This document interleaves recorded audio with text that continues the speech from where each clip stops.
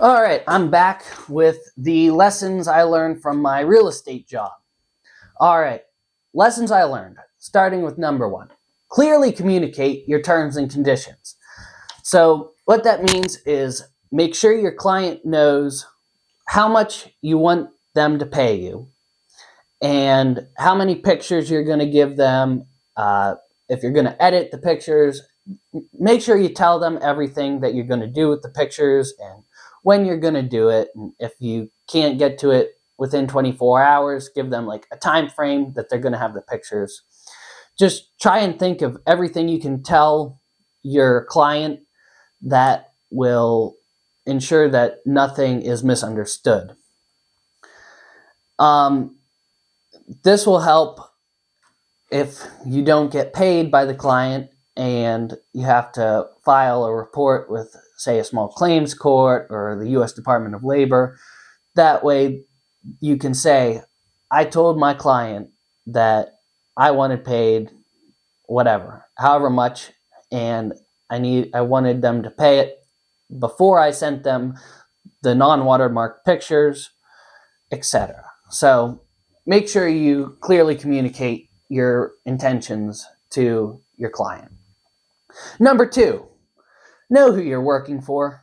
If you get a text from someone like I did with that real estate job I did, and it turns out being some nationwide company that does real estate handlings and has a lot of poor reviews on different services like Google and Yelp, don't take the job. Find out about their reputation if you can and look up their business, see what they do, learn about their business, so that way if it looks like they could potentially scam you or most definitely will scam you, don't take the job.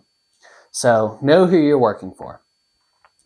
Number three, one of the biggest lessons I learned from that real estate job I did was instead of just going out, doing the pictures, coming back, editing the pictures, and then trying to get paid, have your client give you a deposit before the pictures. That way, if they're being problematic, you haven't lost a ton of money and you haven't lost too much.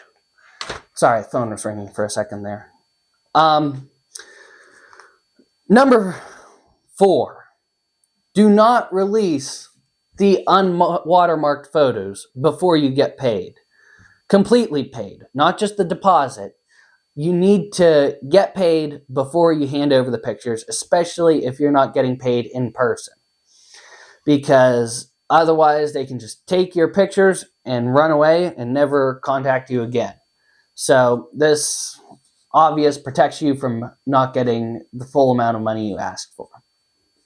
So in review, number one, communicate clearly your terms and conditions. Number two, know who you're working for. Number three, get a deposit. Number four, do not release the photos until you are completely paid. Those are the lessons I learned from my first real estate job. So thanks for watching. I hope you learned the easy way through my video, not the hard way by going through something like what I did about the points I just told you.